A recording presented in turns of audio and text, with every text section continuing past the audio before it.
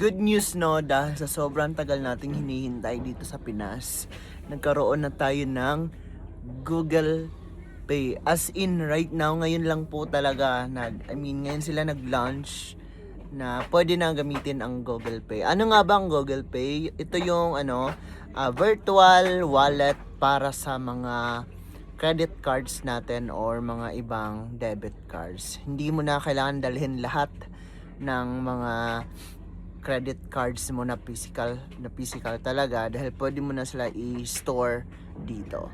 So, you can download Google Pay. Ito. Download mo lang. Ayan. Download mo lang yan sa Play Store.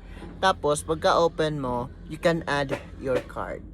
Right now, I have my RCBC credit card and also my East West credit card. So guys, etong cellphone na to, pwede mo na tong gamiting pangbayad sa most establishment, no? Halos lahat ng establishment, mall, mga pagkainan, pwede mo na tong magamit as payment. Hindi mo na kailangan dalhin yung card mo. And best feature nito is hindi ma-i-store, hindi mananatili ang credit cards number mo sa merchant kasi iba yung magpo-proceed sa kanila, virtual credit card number yung mapupunta sa kanila at safe yung real credit card number mo. Hindi ma-disclose sa kanila yung credit card numbers mo.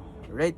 So available na siya siguro, yung ibang cashier hindi pa alam, pero sa mga management nila, ipapaalam din yan at maging convenient na sa ating mga Pinoy yung pagbabayad. So guys, if wala pa kayo nito, you can download it para matry ninyo. Some of the cards hindi pa siya pwede malink, pero sooner pwede na yan lahat.